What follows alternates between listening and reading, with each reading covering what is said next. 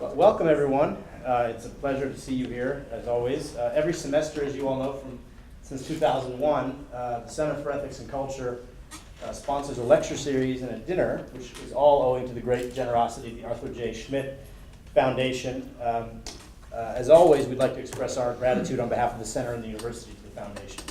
The Foundation, as you all know, is dedicated to contributing to a better and more humane world. And Notre Dame's Arthur J. Schmitt Presidential Fellows in Science and Engineering are a tribute to this vision. These graduates have achieved the highest level of academic excellence. They are among the top 15% of doctoral candidates in the country in the area of science and engineering.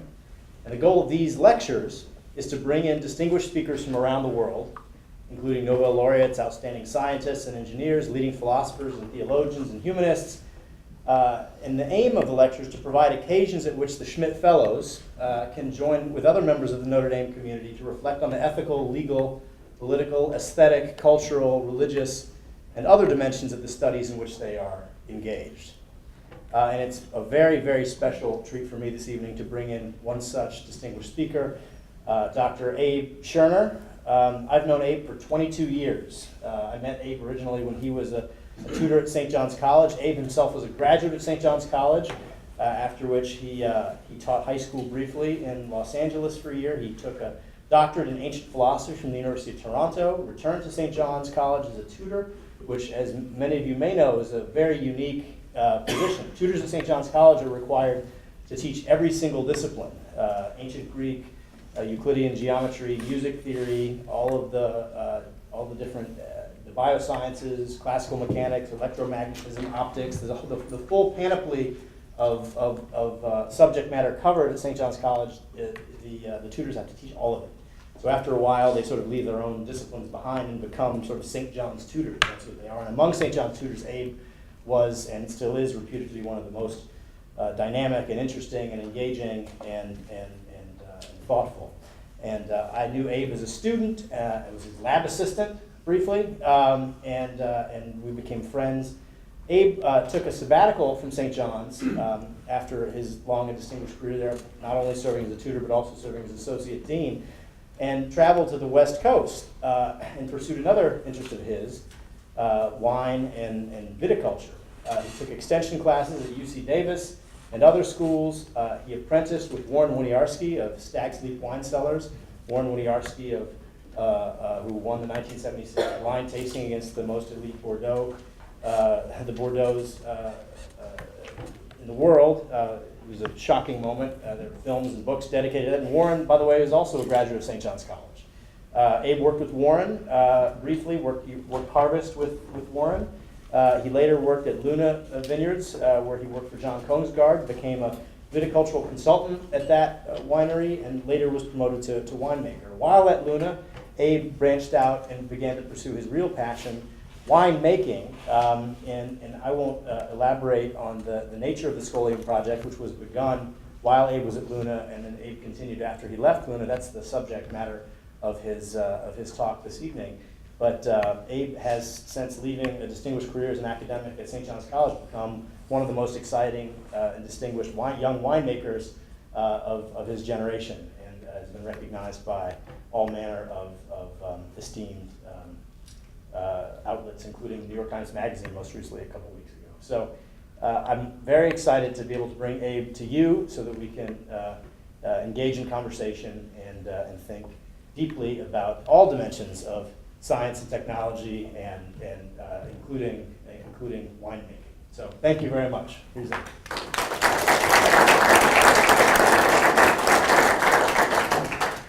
Thank you all very much. Thank you for coming. Thank you in advance for your attention. It was strange to hear you refer to me as Dr. Abe Schoener. I do have a PhD, but I haven't been a doctor of anything for years. I'm a winemaker now. And the fact that I'm lecturing at all is quite odd. And it's due to another friend of ours. We have another friend. We all played on the same sports team together. A friend named Walter Sterling, who's the dean of St. John's College in Santa Fe, New Mexico, not in Annapolis, where Carter and I both went. And he asked me to give a lecture about 2 years ago, and I was really hesitant to do it because I felt so far away from my old world.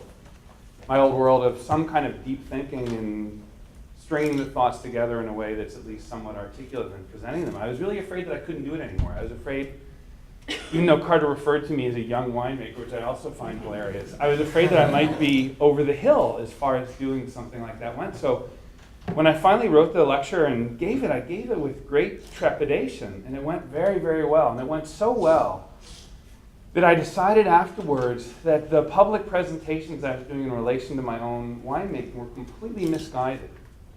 And they were misguided precisely because I had decided to leave my old life behind, and I had not just quarantined it, but I really had put it in a kind of attic, or maybe even somewhere worse than an attic, locked it up, and it's as if I didn't let my mind go down the pathways that my mind had spent 20 or 30 years living in, not just kind of treading on.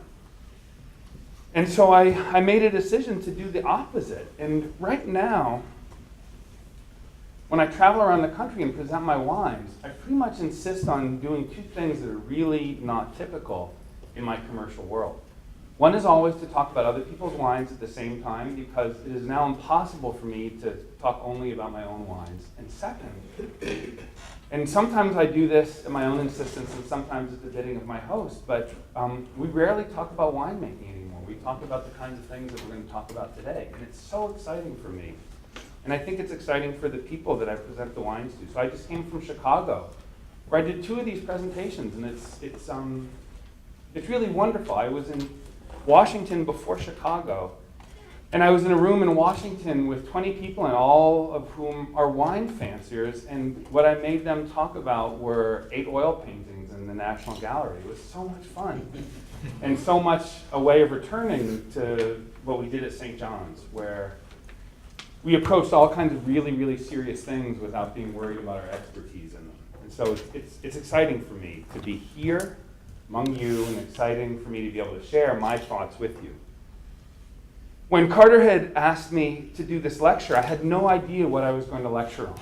And so the title that we gave it, I think it says on the door, Metaphysics of Wine, ended up not being accurate. And the reason why is, after I had started writing these lectures, first the one for my friend Walter in Santa Fe, and second the ones that I've been giving on this tour,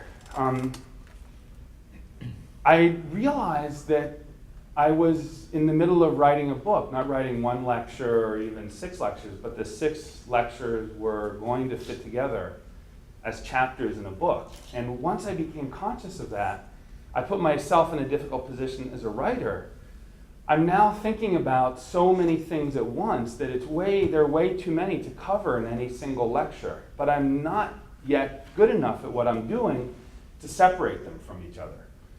So what I've been trying to do city by city is to tackle, to some degree, individual topics, different in each city, but also to some degree to keep honing my thinking about particular topics. And what I've decided to do today has little of what in some of the other lectures I've called metaphysical. So I hope all of you, especially you, will pardon me if we go down a sort of different route. What I'm going to do, because of what Carter told me about, insofar as there's any way to speak generally about the backgrounds of everybody in this room, but because of what he told me, I've decided to give a really wide-ranging lecture that will draw to some degree, to a really small degree, on barely technical aspects of winemaking, but will also draw on Homer's Odyssey and on the book of Genesis. So if you're ready, I'm just going to dive in. The lecture, I think, is going to take me about an hour to read, which is longer than I had wanted, but I haven't had a chance to redraft it because I was working so hard on the Chicago lecture, which I gave last night. I might at some point just decide to skip ahead. I'm sure you've seen lecturers do that before. I will regret that if I do it. But I'm also really eager for us to have a conversation. At St. John's, we always referred to what came after the lecture as question period. And one of our deans said, the only reason that we even had lectures is so that everybody wouldn't go to question period. So in a way, I'm focused on that.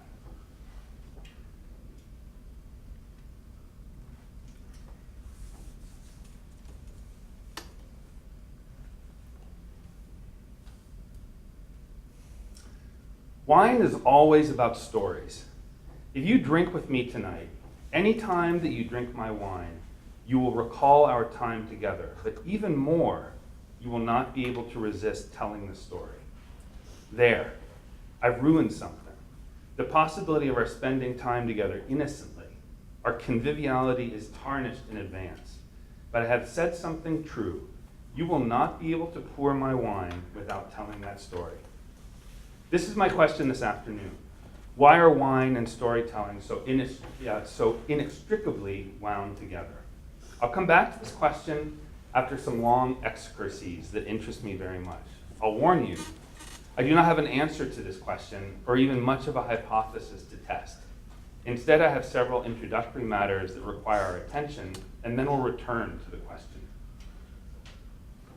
The lecture's in 4 parts. The first, the Cyclops; the second, cooking; third, fermentation; 4, drunkenness. The Cyclops does not cook, but he possesses abundant wood. In the interim between Odysseus' arrival in the cave and the Cyclops' return home, Odysseus finds wood to build a fire and to sacrifice. We'll return to this in a moment. Odysseus recounts that when the Cyclops comes home, he brings with him a great load of wood, and the expression is for his dinner. The word I've translated for his dinner is odd. It occurs only 4 times in extant Greek and only twice in Homer. Both times are in this passage, within a few lines of each other. The word in ancient Greek is potidorpaon, and we do not really know what it means. This is how I would translate it when it next occurs. Now I'm going to quote. The Cyclops drew off half of the white milk, and having curdled it, put it into wicker baskets, and half he let stand in buckets, so that it would be there for drinking if he wanted it, and that it would be ready for his dinner. Ready for his dinner, potidorpaon. It's entirely unclear what normally constitutes the Cyclops' dinner. If there were not humans there for him to eat, would he have slaughtered sheep or goats? It does not seem so. They are never referred to as potidorpaon, ready or available for dinner. In fact, it is very odd that Odysseus and his men do not cook any animals. As if to emphasize this, Homer, perhaps I should say Odysseus, uses very odd language in describing the interlude before the Cyclops' arrival. He says that Odysseus and his men built a fire and then sacrificed cheese. The word for sacrifice is thuo, and it means explicitly to roast. As far as I can tell, it is nowhere used in Homer of a simple offering without burning. The idea of roasting cheese is odd. This is also seen nowhere in Homer or anywhere else in ancient Greek. Why do Odysseus and his men not slaughter an animal? The sailors urge Odysseus to steal cheese and livestock.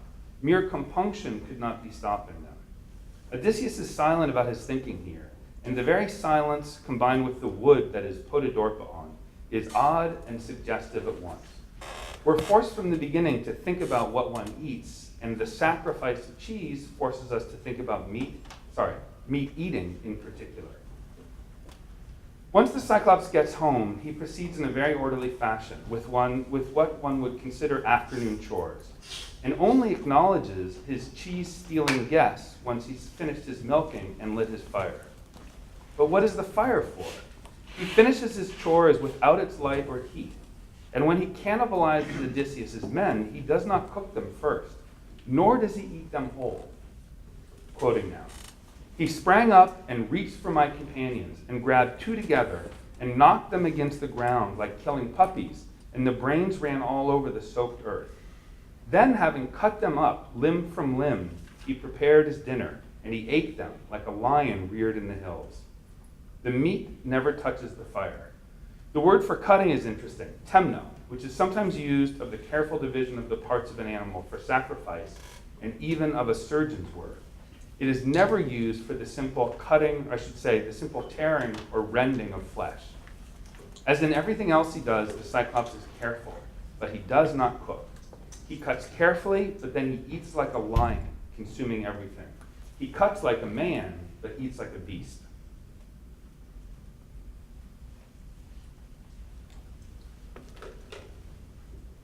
Y'all can hear me? Odysseus' narrative immediately raises more questions about eating. The Cyclops passes out after his meal, as if he had consumed flesh and wine. But Odysseus makes startlingly clear that there is no wine, not yet.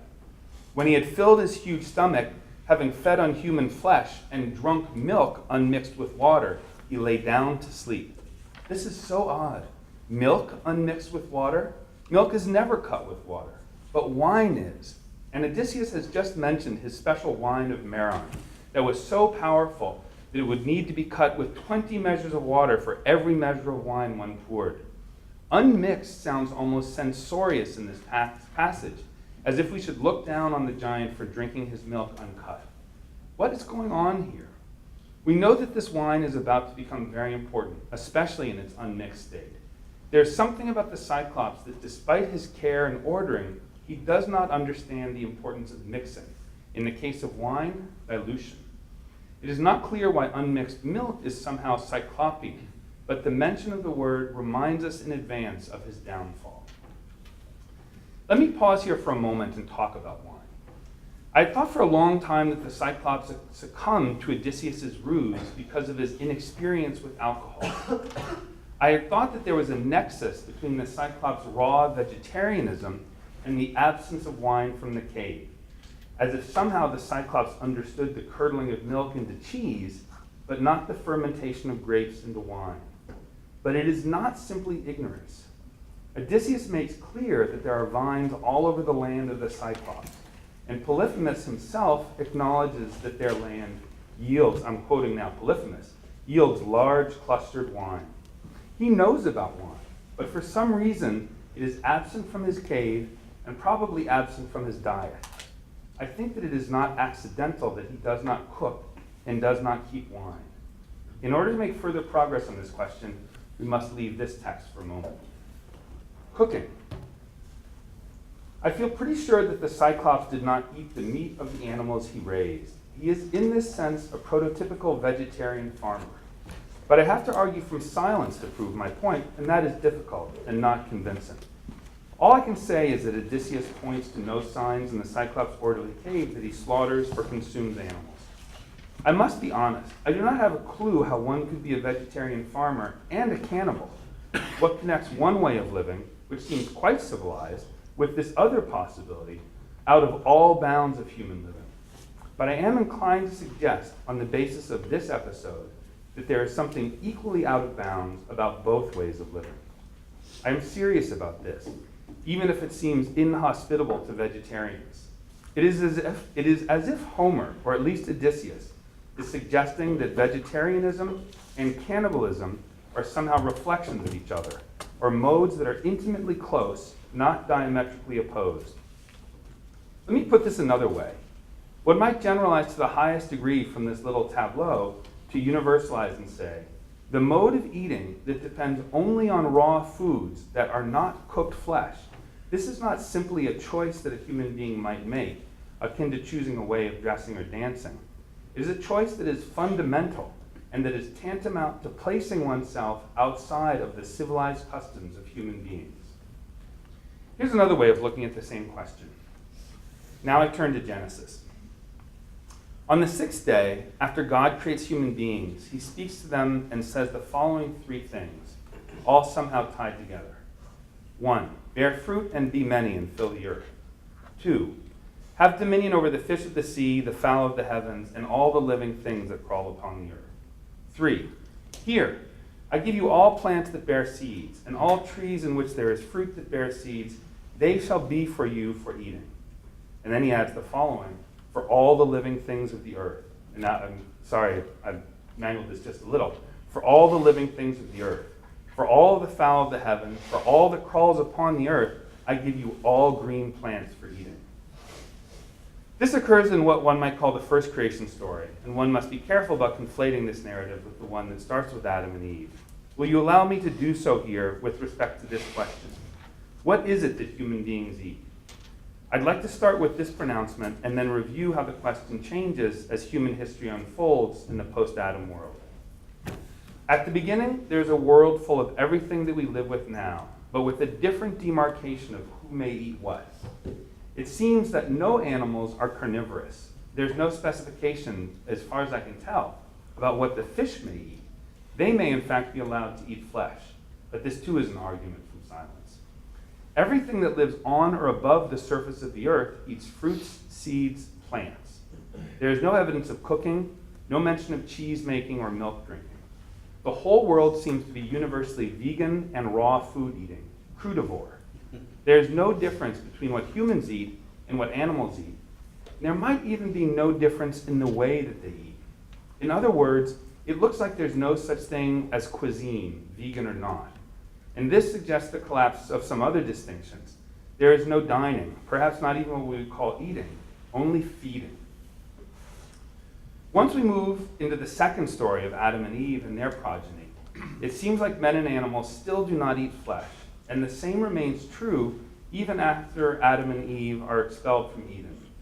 The first sign that there are other possible relations between humans and animals is in the story of Cain and Abel. Abel is a shepherd. That suggests to me at least milking in the way of the Cyclops. Perhaps the world is still vegan and the flocks are kept only for wool, but this seems somehow incredible. There's a sign right away that animals can be understood as parallel or analogous to the food plants, and not simply as cotton on hooves, when Cain and Abel bring their offerings to God.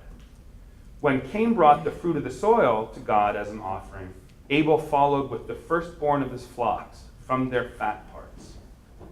This seems like a remarkable and sudden innovation. It is surprising to me that the innovation is not rejected or condemned by God, but instead, God had regard for Abel and his gift. We know what this leads to. The prototypical vegetarian farmer becomes the first homicide, and a shepherd who, without explicit dispensation from God, slaughters one of his flock, he becomes the first victim of human violence. I'd like to point out that there's no sign that Abel cooked his sacrifice for God, and none that he tasted of it cooked meat for him, or that he cooked meat for himself on any other occasion. In fact, there's evidence later that neither of these things could have happened.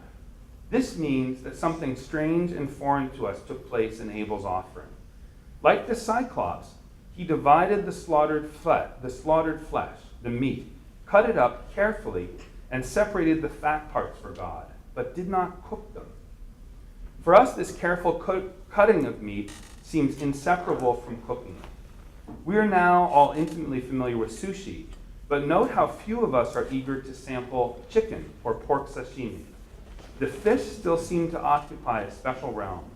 Aside from them, the cutting of flesh seems to lead naturally to cooking. For us, but not for the Cyclops, and not for Abel. The first cooking does not occur until much later. God decides to cleanse the earth of all flesh and decides to spare Noah, his family, and a pair of each of the animals that live on or above the surface of the earth.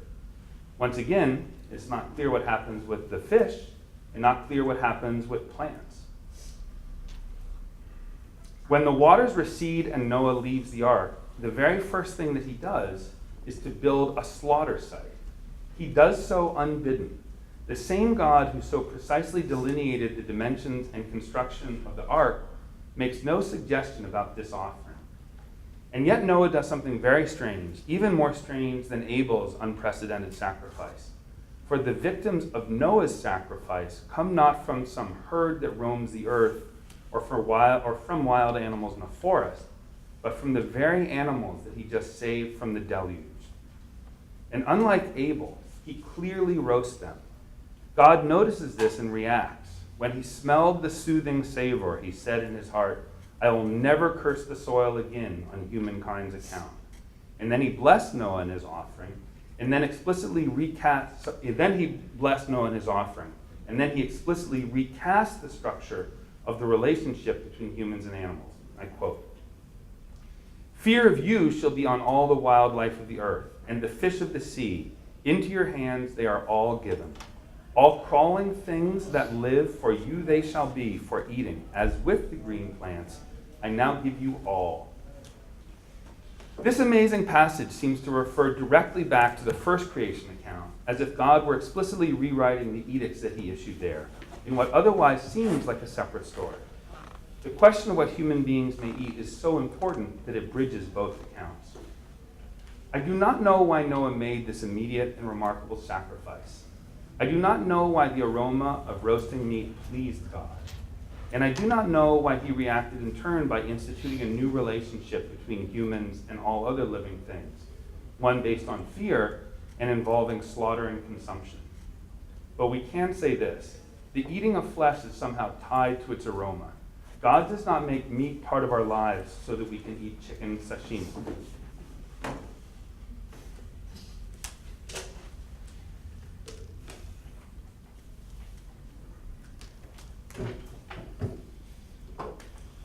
Aroma is the preeminent aspect of food that does not feed us. Let me put it this way. When we attend to aspects of food like aroma, and when we somehow take in these aspects, then our feeding becomes something more. It becomes eating and then dining. Aroma is the preeminent such aspect because it is vaporous, intense but insubstantial at the same time. Sight can move us to eat, but the power of aroma to do so is more fascinating. Aroma points to something that is not there, whereas the vision of beautiful food points only to the food itself. We can smell and not see and still be moved to eat, not to feed. That comes in response to hunger. Aroma is what excites appetite, something beyond the realm of feeding and nutrition. Let me also propose this. God does not now make meat available as a choice. My sense is that this pronouncement, which accompanies the first covenant between God and humans, has a universal value. Now, all humans are meat eaters. Put another way, there is no reason to think that some individual may not make an individual decision to opt out, as it were. But from this moment on, human nature has been redefined. Humans inspire fear in other animals because they slaughter, cook, and eat them. All three of these, inseparably. The disembarkation from the ark, the sacrifice, the institution of meat, the covenant, all of these happen in unbroken and immediate succession. Time passes very quickly in the aftermath of the flood, and nor does the narrative lose velocity after the pronouncement of the covenant.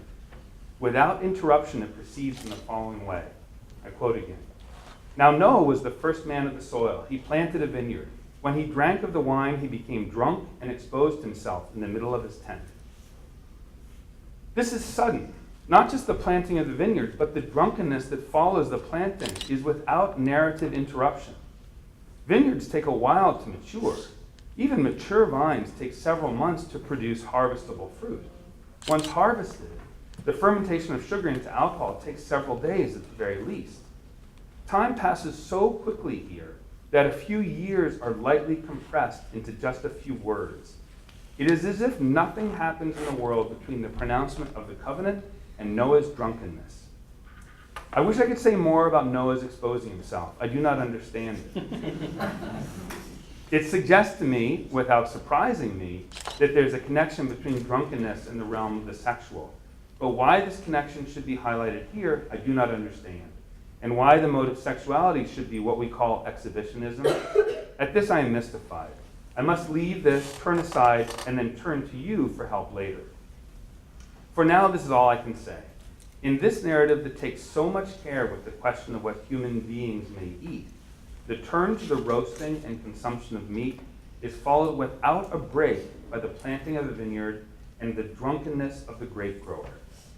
This suggests to me that Noah found something very terrible in the flood, and something so terrible even in the post-covenant world of meat eating that he could not wait to plant himself a vineyard and get drunk. Wine is part of the human response to the advent of aroma and the possibility for dining and cuisine that aroma brings with it. But the first instance of this response is drunkenness and exposure. Next, fermentation.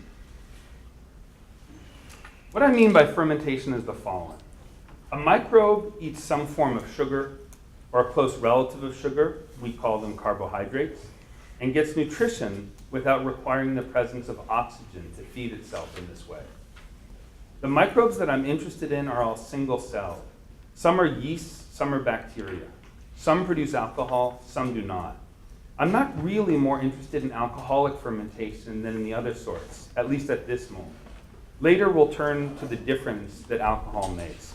For now, I want to consider the many kinds of fermentation that we rely on to preserve various foodstuffs. I have to warn you that I don't know that much about anything outside of the realm of winemaking, but I know a little. So first, cheese. Cheese is the result of many kinds of microbial actions on milk, some of which take place in the presence of oxygen, some not. There is no cheese without this microbial activity. Let us consider yogurt here too, and even kefir. The fundamental action is the consumption of a sugar particular to milk, namely lactose, by a bacterium that transforms it into lactic acid. This has many effects on the whole complex that is milk. It raises its acidity, making it less attractive to other microbes. It changes its affinity for water, leading to concentration. It changes the structure of proteins, leading them to clump and to form curds. And it takes an attractive food source off the table from the other microbes. Second, pickles. Pickles too depend on the action of microbes. Pardon me. You can have pickles without the use of salt or vinegar, but not without microbes. Vinegar too is simply the result of microbial activity. It arises more quickly in the presence of oxygen, but can be produced by fermentation without oxygen. In this case, bacteria consume the various sugars found in fruits and vegetables, and, just as in cheese, convert them into acids. Dehydration and protein transformation have almost no role here, but the production of acid, just as in cheese, is crucial.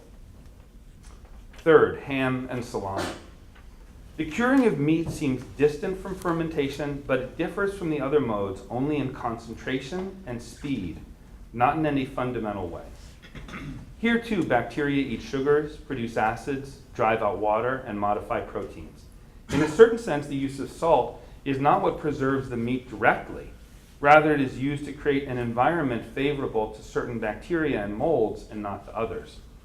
The salt cure itself can thus be understood simply as the culturing of certain organisms.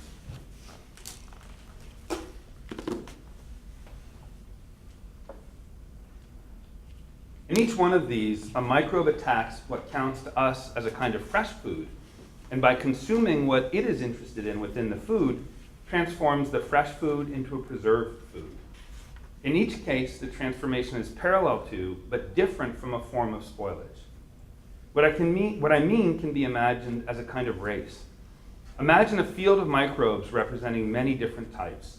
They're all present at the beginning of the race, and they all have one aim: to consume as much as possible of the food available. All of them eat the same thing, but here the resemblances stop. They differ from each other subtly but substantially. Some run faster in warmer conditions, some in cooler. Some need more water, some less. Some need oxygen. Others are more perfect fermenters and can run without it. Some start fast but finish slowly. Some are just the opposite. If one type of microbe gets a lead that is too substantial, spoilage occurs. If a good microbe starts fast but cannot finish, spoilage occurs. The race is never decided until all of the food is consumed. In this way, cheese is the result of a certain activity. A slightly different activity results in spoiled milk. Or maybe it's better to regard it historically. Cheese is the result of one set of organisms winning the battle or the race rather than another. Salami depends on a certain activity, a certain history. But spoilage differs only by the slightest degree. A different initial temperature, a different concentration of salt, a different level of moisture, and suddenly the dominant population is one set of microbes and not another. In each of these cases, the difference between excellent salumi and disgusting meat that you have to throw out, the difference between this set of microbes winning the race and not this one. And this difference is measured not in percentages, not even in parts per thousand, but in parts per million. Let me posit on the basis of this brief survey that preservation in the face of spoilage is central to the understanding of fermentation. Let me add this. The preservation does not occur through marshaling some forces different and opposed to the forces of spoilage. Just the opposite. Preservation is achieved through the husbandry and management of exactly the same microbial forces that would cause spoilage. Preservation is simply the flip side of spoilage. I'll speak more about this in the question period, but what is remarkable about being engaged in these activities, winemaking, cheesemaking, curing meats, is that you spend your whole life hovering on the edge of disaster. Right now at my winery, I have several absolutely crucial and beautiful wines that are in the midst of spoiling, and there is nothing that I can do. I have chosen not only a certain pathway, but a whole field of endeavor where one is at the mercy of the microbes. It takes a certain amount of courage to work with the microbes and a certain amount of resignation, acquiescence, forbearance. One must step back. One undertakes this slightly strange activity only because one is thinking about the future. There is food in front of you, more than you can eat at the moment, or more than you want to eat. You want this food in front of you somehow to extend into the future, to subsist, to persist, not to rot. To some degree, one could be acting simply out of respect for the food itself, without regard to one's own future. But even this view means stepping outside of the simple present and looking ahead. Looking ahead, in this case, to a spoilage that one wants not to see. For this reason, preservation always implies thinking about the future. In a certain sense, it means living for, if not in the future. The red wine that I'm making this year, I will not bottle for 2 more years, and might need to wait another year or 2 to really enjoy it. Cheddars can take years to mature. To make red wine, to make cheese, is to look ahead. It's interesting to consider this in relation to the Cyclops. He divides his milk evenly between what he will consume that night and what he preserves for the future, cheese. The lawless cannibal does not live merely in the moment. His cheese making shows that he lives also in and for the future. His cave reveals not just a spatial order, but also an ordering in time. But for this brute to make cheese, for him to succeed in the preservation of his milk into the future, he must demonstrate not only care, but also patience, forbearance, and forethought. It's also important to turn these reflections on the story of Noah. I hope that you will pardon me for scattering so many seeds, for introducing so many strands. I promise to tie them all together soon. Roasting is not about preservation. Roasting is about the present. I do not mean that roasting will not allow you to keep your side of antelope around a little longer. It will. But the central attention in this story on aroma suggests to me that what is essential about roasting is not its ability to preserve your meat for a few hours or for a few days. It is the conversion of nutriment into a dish, of feeding into dining. Noah's roasting does not point into the future. It is rooted in the present delight in an evanescent aroma. On the other hand, we can now see that his planting a vineyard and his involvement in fermentation is just the opposite. It is clearly and strongly staking a place in the future. It is a devoting of himself to something in the future. There's something destructive about slaughtering and roasting, something preservative and forward-thinking about planting a vineyard and fermenting. We cannot stop here.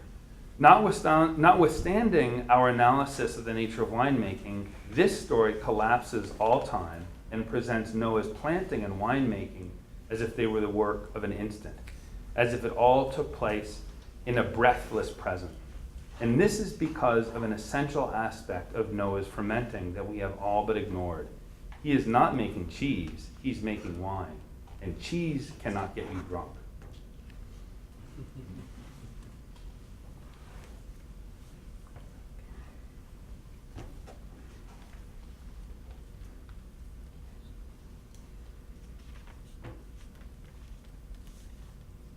I'm looking, as you can tell, at a paragraph that I'm thinking of cutting out right now. I'm going to read it for fear of my ability to look so far ahead. I've omitted a really remarkable aspect of alcoholic fermentation. Imagine this, a vat of grapes, some damaged, leaking juice. The grapes have come in from the vineyard. They're covered with the wild microbes of their world. Another set of microbes live in the winery. They wait there all year, encapsulated, protected against heat and aridity, waiting for harvest and the arrival of the grapes. While the grapes are whole, unbroken, there is no opportunity for infection or spoilage. The grape skins will not support microbial life. The microbes need an entryway. They need juice to leak out. Harvesting the grapes and transporting them to the winery are sufficient disturbances to open the necessary pathway, and so the race begins. The first microbes that begin feasting are what we call wild yeast, just two or three different species. They like oxygen, they like sugar, they like moisture. They can live in pure grape juice, but they thrive in the middle realm of broken grape skins. They produce carbon dioxide as they eat, and they also produce alcohol.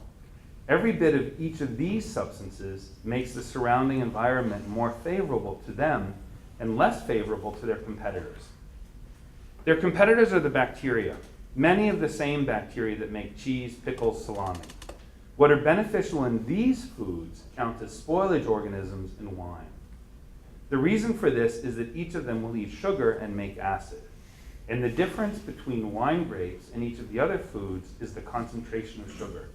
There is so much sugar in grapes that if all of it were converted to acid, the result would be a vinegar so strong that we could not even season with it, much less drink it. Yet the yeasts have an advantage in this environment. The high concentration of sugar in grape juice is hard on all microbes. It has a tendency to overwhelm them. The wild yeasts are less overwhelmed and so multiply more easily. And as they multiply and feed, they produce more and more carbon dioxide and alcohol. Each one of these is a toxin, or at least an inhibitor to growth.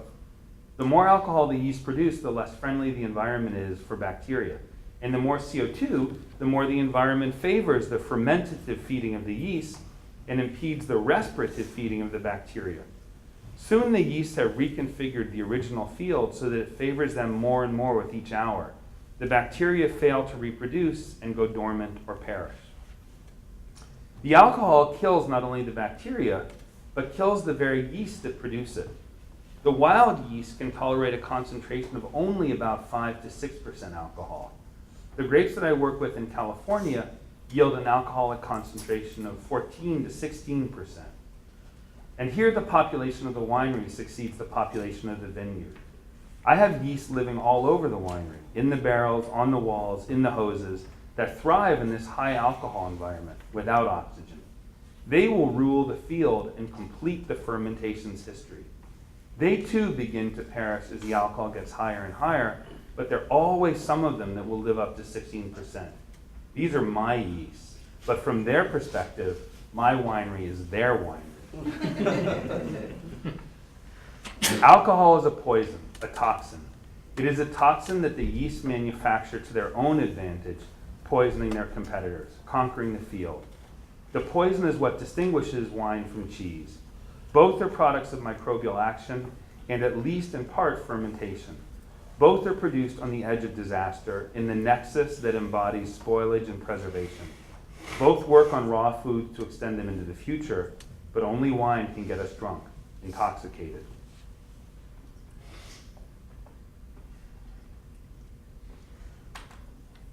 I wish that I could say more about intoxication. It is a state that I'm close to, familiar with. I do think about it. I reflect on it. It is part of my business to engender it. What an odd thing that is. I enjoy the state in this sense. I rarely crave it, but when I am in it, I am happy. I feel some excitement, and I am almost always aware that I am intoxicated. It's a difficult thing to discuss for many reasons, but I have this sense, just a sense, that my experience of intoxication is not universal, or at least that what I have just pointed to does not get at the essence of intoxication. Let me lay down axiomatically a few aspects of what I take to be essential.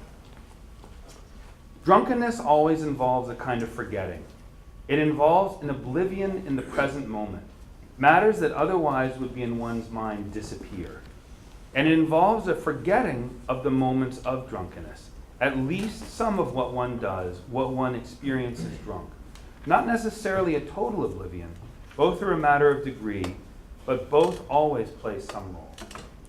2, drunkenness is about the present. It does not point to the future, and to some degree, it erases the future in the same way that it involves forgetting. But drunkenness does not exclude the past. Even though it always involves forgetting, it always seems to encourage sentimentality. The sentimentality can be an intensification of the present, but it can also be the celebration or damnation of the past, drunkenness that veers into the maudlin, the nostalgic. I might go this far. A particular kind of remembering takes place in drunkenness, but a remembering that does not take good account of the passage of time. Drunkenness can inspire two kinds of experiences of the present. One that is only about the present moment and that looks neither forward nor back, and one that allows the past to suffuse the present and that fails to some degree to distinguish the two. In any case, the future is inevitably forgotten, thus the remarkable inevitability of the hangover. You might sense that I am finally closing in on my first question. What is the relation between wine and storytelling? In order to get even to the threshold of this question, I need to push ahead a little further and in something of a rush. I hope that you will not mind.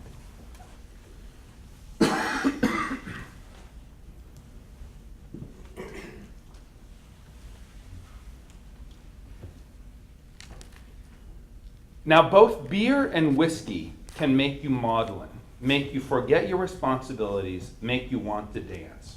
From this perspective, alcohol is alcohol, and it makes no difference how it originates or how it gets into your body. This makes any claims about the special relation between wine and storytelling difficult to maintain.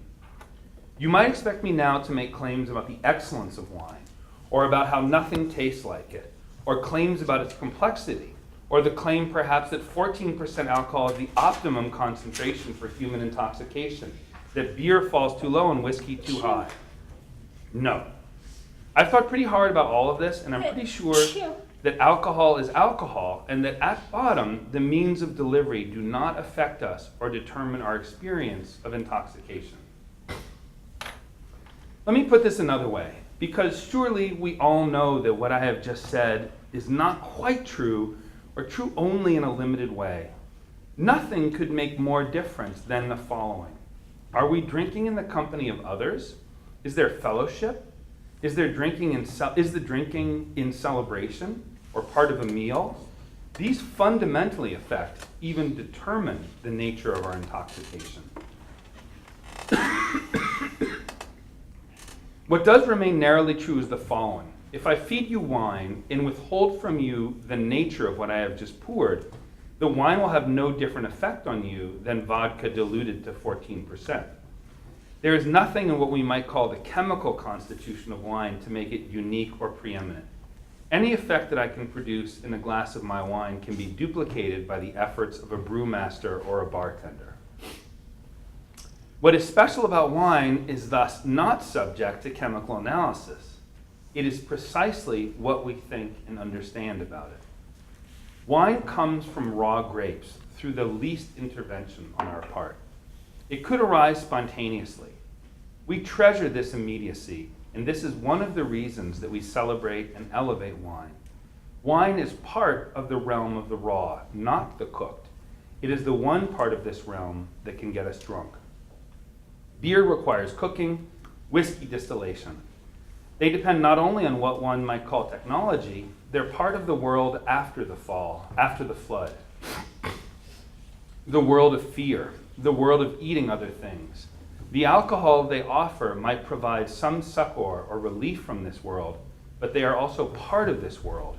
When Noah wanted to get drunk, he did not roast grains or boil mash. He waited years and weeks afterwards for grapes to ferment. The very collapse of this period of waiting forces our attention back to it and reveals another reason that we celebrate and elevate wine. The myth of the vineyard is in some way the mirror image of the spontaneous nature of wine's fermentation. The vineyard, not the grape grower, the winemaker, is preeminent. The vineyard trumps the farmer. One reason for this is that vineyards persist. The vines are there year after year, harvest after harvest, winemaker after winemaker.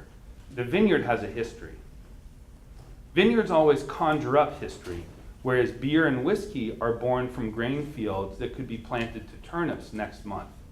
The history of the vineyard is the obverse and the pair of the immediacy of fermentation. We love them both. Both of these conspire always to make wine a sentimental beverage for us. When we drink wine, we drink it in knowledge and understanding of its claims to spontaneity, immediacy, innocence, but also within its claim to a history, to being in time, to being part of a particular time, a vintage. This in turn means that the intoxication offered by wine is always sentimental, or on the path of sentimentality, from the beginning. It is born in sentimentality. One might even say that it is born within a certain kind of story, namely a story about the fall and about a time before the fall, about a time when fruit grew without cultivation and alcohol rose spontaneously without effort on our part. Wine is from the beginning always understood as part of a very particular narrative. We drink wine in a certain sense to remember and to forget at once. And now we return to the Cyclops. I cannot resist.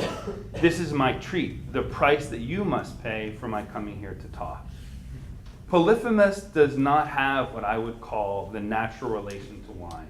He has no interest in stories, nor, I think, does he have any interest in forgetting or remembering. His drunkenness is not Noachic oblivion, nor is it Odyssean nostalgia. What then is it? It is the mindless oblivion of the connoisseur. Listen now to the Cyclops' reaction to the wine. This is what he says. He took and drank it and was terribly delighted with the sweet wine when he drank it. And he questioned me again, saying, "Be generous and give me more, and tell me your name straight away so that I can give you a guest gift and you will delight in it. The grain-giving land of the Cyclops does indeed bring them large clustered wine, and the rain of Zeus waters it for them. But this is some stream of ambrosia and nectar." Polyphemus calls for more wine and finally becomes interested in Odysseus' name because he has never had a beverage like this. The comedy of this moment overwhelms me. Here, in the 9th book of the Odyssey, unfolds the first punishment of a wine snob. Thank you very much.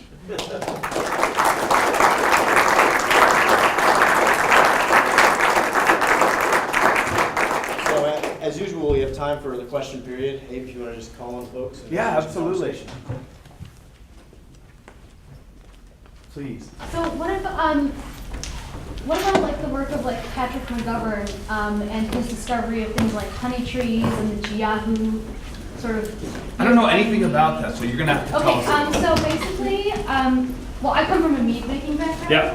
So they found evidence in Africa that spontaneous fermentation of honey occurred inside hollow trees that bees had colonized, and then once it flooded, the natural yeast went to town and made basically mead inside of a tree. And so then native peoples would find them, and they found them in South America and Africa and all sorts of places. And then Jiahu is like a super ancient, and I've also found them in Egypt, Asia, all over, about thousands of years old, kind of beer, wine, mead, sort of hybrids, I guess, where there's honey grains and grapes inside these products. Mm-hmm. So I'm wondering, like, how would that impact your sentimentality, sort of, or your argument as wine is the original? No, I would never claim that it's the original. Well, no. I mean, I know, but like, as the psychological history you gave there. I think, though I rushed at the end, that the two things that I tied together still stand to make wine special.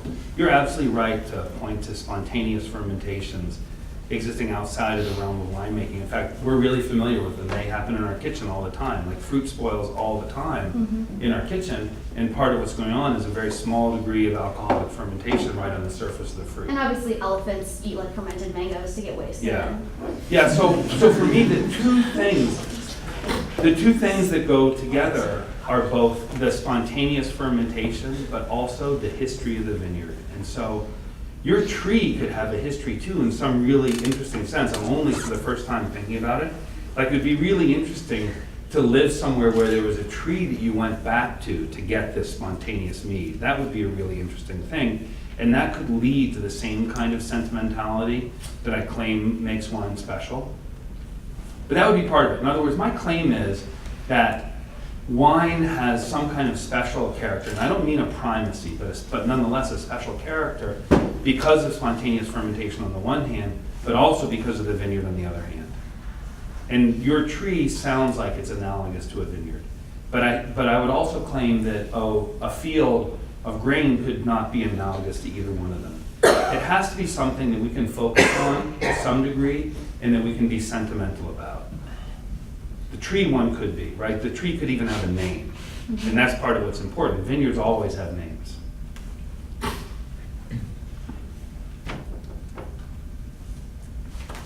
Please. Yeah, go ahead, you first. How does the industrialization of winemaking change your thesis, if at all? Well, I don't know if it changes it at all. I don't know. It is true that for a long time, say from around the 1960s until maybe 10 years ago, that by volume, probably 90% of the wine in the world was made in a very industrial way and not made through spontaneous fermentation. And at the edges of the wine world, where more expensive wines are made, people are going back and returning to earlier, less industrial practices. And that seems to fit with my thesis in the following way, that the people who can cough up more money to be more sentimental are asking for spontaneous fermentations instead of industrial winemaking. So to me, it still fits with what I'm saying, that wine can be totally analogous to any other source of alcohol, or it cannot be. But for it not to be, it can't be industrial. Does that make sense? Mm-hmm. And there's wine that we would never tell stories about, right? I mean, if there's wine in a box that is totally palatable, can get you drunk, the stories will always be about what you did when you got drunk, not about the wine. But fancy bottles of wine, we have a kind of fixation for them. And they get embroidered into stories, but you can say, if you're this kind of nut about wine, I drank X, and you don't have to say anything else. Please. Well, what about bread and the role of leavened versus unleavened bread and all the rest of that? Why don't you press the question a little bit further? Tell me what you're thinking. Well, bread, people are sentimental about bread and, Oh, yeah. and the role of bread in biblical stories. I agree with that Leavened strongly. Or unleavened.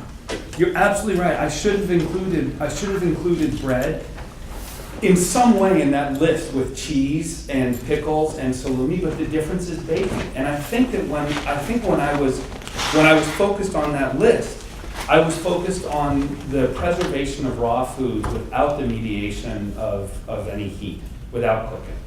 But you're absolutely right that we probably have a sentimental attachment to bread different than we would have to pickles. Not all foods are the same, and the sentimental attachment doesn't depend on alcohol, and bread is the best example of that. But it depends on cooking. But at the heart of our religious life is wine and bread. Yes. Yeah. Whether the bread is leavened or unleavened. Yes. So it seems like it's more than just sentimentality. It goes to deep religious tradition as well. I'm by no means disagreeing with you. What I'm trying to say is I'm only at the beginning of my thinking about this. Okay. And I don't even know, because I'm so focused on fermentation, I don't even know how to think about unleavened bread. I mean, I know what it is, and of course I follow what you're saying, but I don't even know how to think about it. It seems like it's an alien substance to me. And all I can say again is cooking is really important in thinking about these things, and so there's a difference between the fermentation that takes place in dough and whatever happens when you don't allow the fermentation to take place and yet you bake something. Very, very interesting difference. Please. Far be it from me to sort of take a negative view of wine, but just for the sake of argument, near the end of the talk, in your contrast between wine, say, and whiskey, I grew up in Wisconsin, so I won't even talk about beer. But in the contrast between wine and whiskey, I started to think that there's a kind of way in which, relating it back to the discussion of Genesis, you're relying upon a certain way of thinking about what Genesis tells us, and that is that, well, what we get in the story of Genesis is that which happens sort of spontaneously in nature as God created it, apart from human intervention, is in some sense or another, well, better, good. Human intervention almost by necessity, as a kind of story of the fall. The moment the human acts, that necessitates a kind of fall away from the sort of wonder and sentiment of nature as God created it. So that the whiskey, the idea of sort of cooking and so on, is a kind of fall itself. And that's just one way of reading Genesis, especially if you look at the second story of Genesis, which promotes a stronger notion of the idea of cultivation, right? So a garden itself, right? I mean, a garden is created as a sort of cultivated thing, and then of course God tells Adam to cultivate the garden and so on. So I just wonder to what extent, and you wonder about the connections here, but to what extent the sort of contrast you drew, and it may come out a little bit in the idea of the cooking of the bread. Yeah. You're relying upon a sort of notion of the human as in a way unnatural versus the rest of nature. You know, the human is not part of nature, and if the human acts to do something, that kind of necessitates a fall in nature. I clearly didn't draw a distinction well enough, and I think that I messed it up at the end of the talk, not at the beginning, when I draw the distinction between wine and whiskey. Because the funny thing is, I did not mean to present that interpretation of either story in Genesis. And in fact, I am so moved by these two crazy events of the sacrifice of animals that God regards with favor that I couldn't hold to the position that you thought that I was offering or presenting, holding to. So it really looks to me that in each of these moments, a human being makes an innovation and does something that against the background of what had happened before, in a certain sense, looks unnatural. The sacrifice and the presentation of the fat parts of the animal, unnatural is not the right word for it, but for sure it's an innovation. And it's very, very strange, and it's regarded with favor. And then the same thing is true about the roasting of the animals. There's no sign that there was any roasting ever before that. Both of these are, in some sense, good moments in the story. So the funny thing is, it's only later in my own talk, and clearly a lack of discipline in my own thinking, that I now try to claim that there is something negative about cooking, for instance. And it isn't so much that I want to do that. In this meditation of mine, I really want to try to get at not why wine is best, but why we're fixated on it. And it's not clear to me that fixation is a good thing. So when I was claiming that we might have a special tie to wine because of the spontaneity of the production of alcohol rather than the cooking that's involved in beer, making, and whiskey, I didn't necessarily mean to present that as a good thing, just as a fact.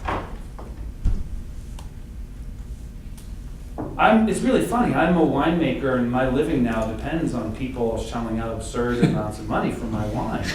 But I'm also, in a certain sense, against it. Please. I was curious as to if you had any thoughts about kind of like the role of the winemaker in like how we kind of view wine and the relation between storytelling and wine. Because I think your talk when I started off was like wonderfully personal note about how like after you know had some of your wine, you now like know this story and it's like almost like irreparable. Like you know it's imputed into this encounter. And so I thought you might have were setting us up to touch more about what the wine or what the winemaker like says about the wine and how like you know talking about a sense of like you know reputation is just like kind of one aspect of it, and then you see that kind of true a lot like with brewers and distillers about how like they in a certain sense like they can kind of be part of the story of you know either a whiskey or a beer or a wine.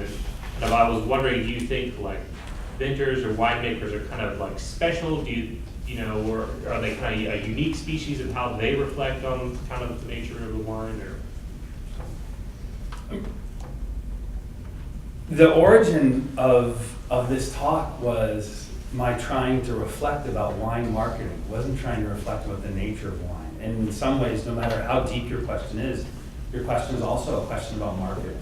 And I think that it is an accident of a certain moment in time that winemakers are important. I, for instance, am important as a winemaker. There's a small cult of personality that's associated with the interest in my wines, separate from the interest in the wines themselves. I think that's an expression of a historical moment, and not something that was true probably 20 years ago, and perhaps something that won't be true in 10 years. But I think that there is some kind of human fixation on vineyards that's really different from our fixation on celebrity chefs or celebrity winemakers. So it's my sense, both as a student of the marketing of wine, but as also somebody who's tried to think somewhat deeply about the history of wine in its relation to other aspects of human life, that the attention to the winemaker is a passing thought. Does that answer your question? Mm-hmm. Please. We often hear about vineyards being tended by families, and by families across generations, so that winemaking is also a multi-generational enterprise. Noah had sons. Yep. Can you conjure with that idea a bit, that storytelling is related to generational connections? I wish that I were better at thinking on my feet at this moment, and part of the problem is actually that I've thought too much about these questions, and so my mind is burdened by half-baked thoughts instead of being totally open to new thoughts. The lecture that I gave in Chicago last night was focused on the difference between leading a nomadic lifestyle and leading a sedentary lifestyle. And lifestyle is not exactly the right word, but a way of life. And part of what is important to me is once Noah plants the vineyard, it's as if he's committing his family to a sedentary lifestyle, or the vineyard becomes worthless, one or the other. You're now tied to the vineyard, and the whole family and the generations afterwards are tied to the vineyard. And so there has to be a relation between storytelling and, I don't know how to put it. Let me start the sentence again. There's a difference by nature between stories about sedentary beings and stories about nomadic beings. And from now on,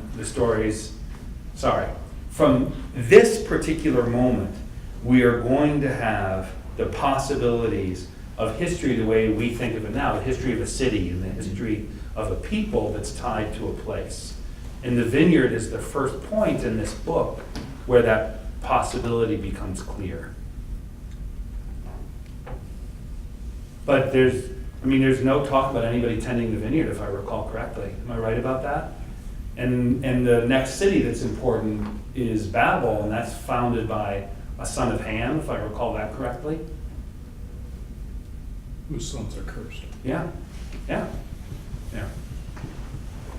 I'll just tell you a little bit about what I talked about last night. You had a question too, I don't want to forget that. But, yeah. Oh no, please, go ahead. I was just curious, what do you think that it is about the vineyard particularly, especially in comparison to like a brewery like Weinstein that's coming up on its like 1,000th year anniversary? Yeah. What's different about, or like a Trappist monks, you know? Yeah.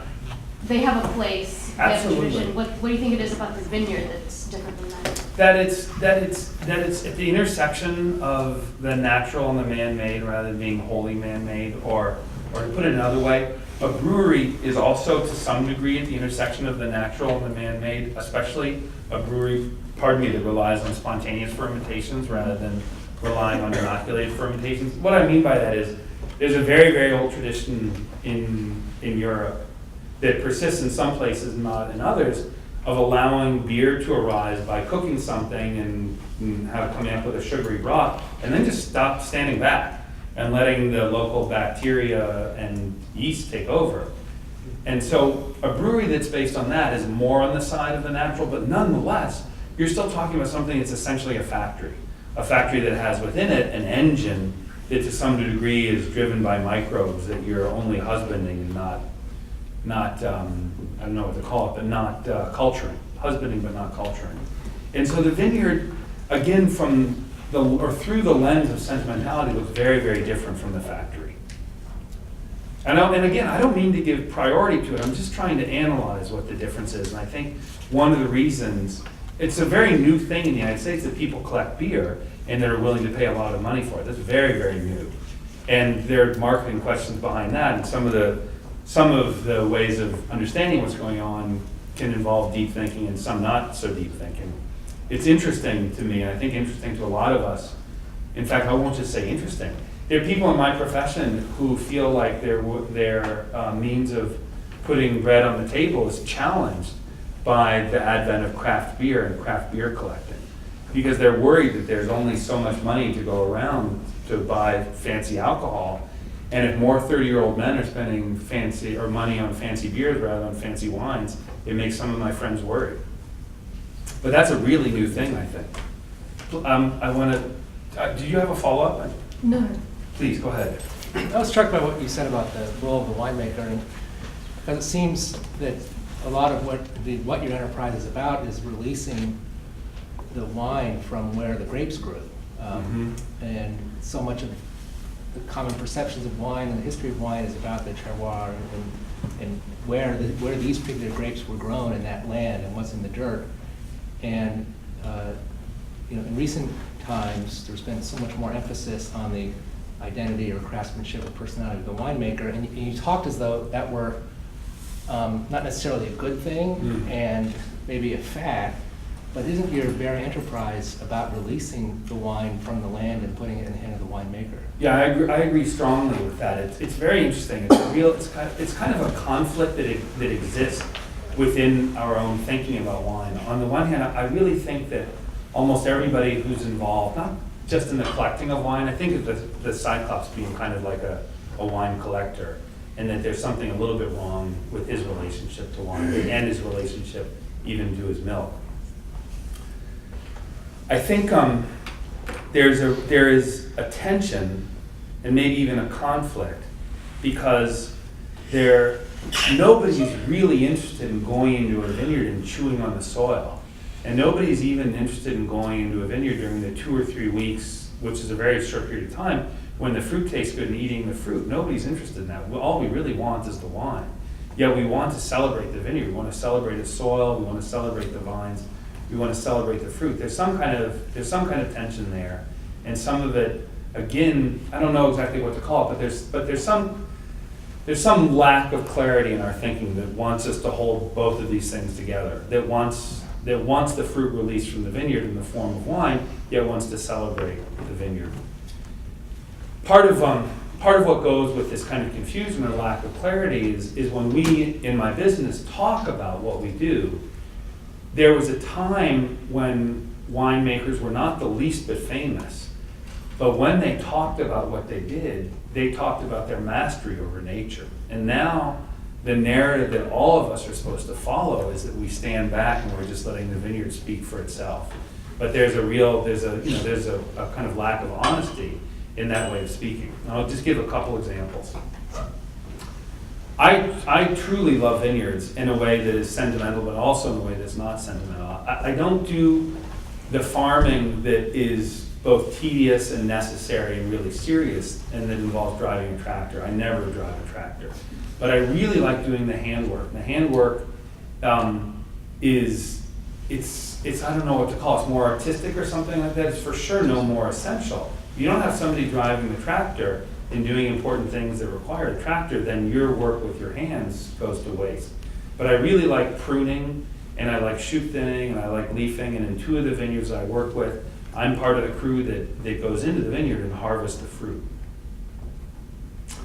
In pruning, you make a decision that actually requires a lot of thinking and really careful thinking and kind of a lot of experience. Like there's a lot of both knowledge and judgment that goes into a pruning decision. And the pruning decision has an effect on the future of the vine for as much as the next 5 or 10 years. And you should, I would say, never claim, once you've made a pruning decision, that you're just letting the vineyard speak for itself. You're guiding the plant in a very, very specific way. And the same thing is true about irrigation decisions. There are 1,000 decisions that we make before we even bring the fruit into the winery that affect in a dramatic way the nature of what you bring in a guided and really specific way. So there's something really disingenuous about, this mode we have of speaking, though. We do nothing, we're just letting the vineyard speak for itself. We make thousands of decisions in the course of a single year that really affect the nature of the wine and the way in which we catch or express or release what's going on in the vineyard. Does that address, or I think, please? So, one role that I thought that the specialness of wine would take is that the variance associated with the taste, and that, life's a series of ups and downs, and wine flavor is a series of ups and downs, and it's when those two peaks seem to collide are the times that people remember. You never hear a story, oh, we had this great time, and we had this crappy bottle of wine. You only hear the stories about the great bottle of wine going with it. And so, where beer tastes the same from year to year, whiskey tastes the same from year to year, so they can't accentuate those positives. And so, and it's the winemaking, there's seems to be this more of a thin margin in terms of making it great versus things turning bad, and that's what sort of makes it a more interesting component to go along with life. I agree strongly with that. It's something that in as many as 3 or 4 of the other lectures or chapters, however you want to think of, that I've been working on, that I've really concentrated on. I think not just the variability, but the way that wine has an ascent in time and then a descent in time. I think that that's very, very important to our appreciation of wine, one of the reasons we celebrate it. Whiskey doesn't have that at all, or it for sure doesn't have it once it's in a bottle. Beer has it to a certain degree. It's also true that for a long time, most of us didn't pay attention to that. That's part of this new revolution in attention to beer. It's one of the reasons that, or it's one of the ways in which beer now gets some of the attention that used to be devoted to wine. It's interesting to me that cheese is also really participating in that, and I don't have a good understanding of why we don't celebrate cheese to the same degree. I wonder if that's because of the alcohol, I don't know. But we don't date cheese, though. You can Yeah, a bottle of wine yeah. and say, I had an 82, Yeah. So you can focus the time. I agree. Say, I had Yeah. an 84, And it's also, it can't be an accident that there are a lot of very good wines. They don't have to be super fancy wines at all, but have the same lifetime that we do. That has to be part of what's interesting. Whereas there are no cheeses that do. You guys see what I mean? That, you can be 16 and drink a 16-year-old bottle of wine. You can be 42 and drink a 42-year-old bottle of wine. It gets harder and harder the older you get. But there's no way around it that wine has a lifetime that is on a scale with ours. Not exactly identical, but on a scale with ours. Cheese doesn't. Please. I'm going to wrench this back around. I don't get. So Cana is an important story, the wedding at Cana. Yeah. Right? And it's related to, it seems to be related to the flood. And say why. Well, it's the first act of Jesus' healing, in a sense. And what does he do? He changes water's floods back into into wine. I'm not sure. I'm not a theologian by training. I'm not sure what to do with all this. But have you thought then about pushing your story into Cana, because the steward comes running out and he says, "This is great. You've saved the best wine for last." He seems to have a kind of connoisseur position at the end, which I think we're supposed to understand is not exactly the right, attitude to take as to what just happened. But there's something interesting with Cana, I think, that's related to the story you're trying to tell here. I wonder if you had any thoughts on that. Not at all. And what I owe you is I owe you a good explanation for why I only think about the Old Testament. And there has to be, I mean that seriously when I say I owe you an explanation, because I know that I have limited my investigation to a particular world. It's a world for me that's it contains 3 books, the Iliad, the Odyssey, and Genesis. And there has to be a good reason for why I've found some other important books that, in a certain sense, represent a different world. In other words, I wonder why I'm only thinking about the essence of wine before their salvation. Or put one more way, I'm really interested in rot, spoilage, preservation, persistence, but I haven't looked at it outside of a certain realm. Do you have any further thoughts about the very question? Maybe later. Okay, good. Please. I mean, did you want to? Well, Please. just the issues of rot, preservation and all of that, it's very much, when you speak of it in terms of wine, it's very much a geographical, cultural construct. If I were trying to think of those same issues in a culture where maybe rice, sake, Yes. or in a Native American culture where it's not alcohol at all, it's whatever the North American version of hops is for Yeah. preservation. How do these, how do your themes translate to those kinds of cultures? So there, part of what I'm trying to do is not to do something like create a metaphysics of alcohol, which would need to be universal. Part of what I'm trying to do is to investigate a mere cultural artifact, namely wine, and not just wine, but something like collectible wine that we're willing to pay a lot of money for. So in a certain sense, the way in which I've circumscribed my inquiry, because that's what I'm most interested in, is totally appropriate. But on the other hand, I am also interested in totally universal questions. And so I've asked myself some of the things you pointed to. And all I can say now is my interest at the moment is focused on things that will spontaneously ferment. And that means mostly, to try to be precise about it, it means things with a certain water content. And so that means fruit, milk, meat. I don't know if there's anything else. Rice is very, very different because it requires the introduction of water from the outside and then cooking. The same thing is true of grains. There are a very small number of funguses that attack grains. All of them require some degree of moisture. And I don't mean adding water. It takes place couldn't happen in a desert, as far as I know. So anyway, what I feel like I need to think about to universalize my inquiry in the best way is either to figure out whether I'm right, that it's okay to only think about things that have their own water content, or maybe I'm wrong. Maybe I really do need to think about what happens with grains. There have to be really important things to say about fermented milk and about fermented meat, and I've barely begun to think about them. I'd like to say this because I only figured it out yesterday. It made me very, very happy to figure it out. Do you mind if I now introduce a whole new strand?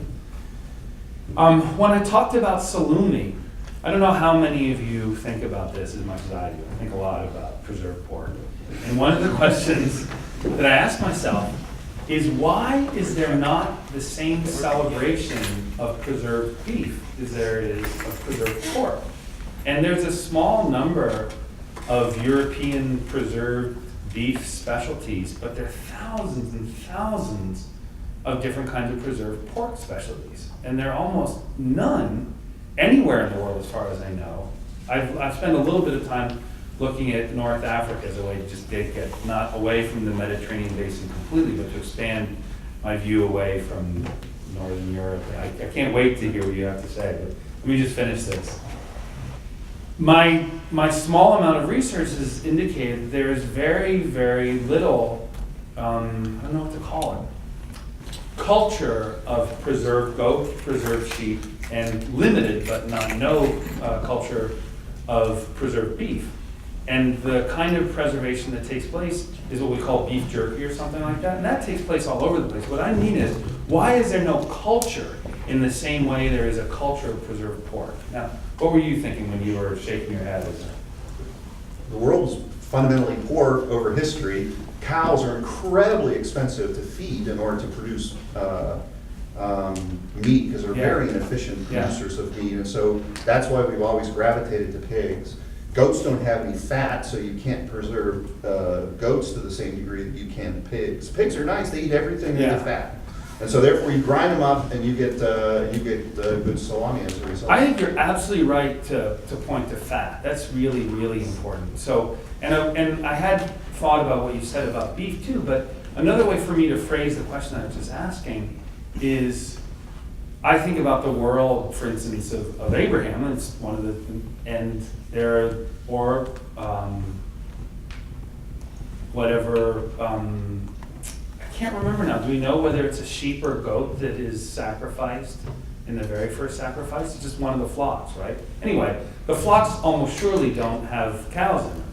The flocks are goats and sheep. And so I agree that in a world of poverty, not in a world of like Northern European plenty, what you're going to be talking about as a meat source are goats and sheep.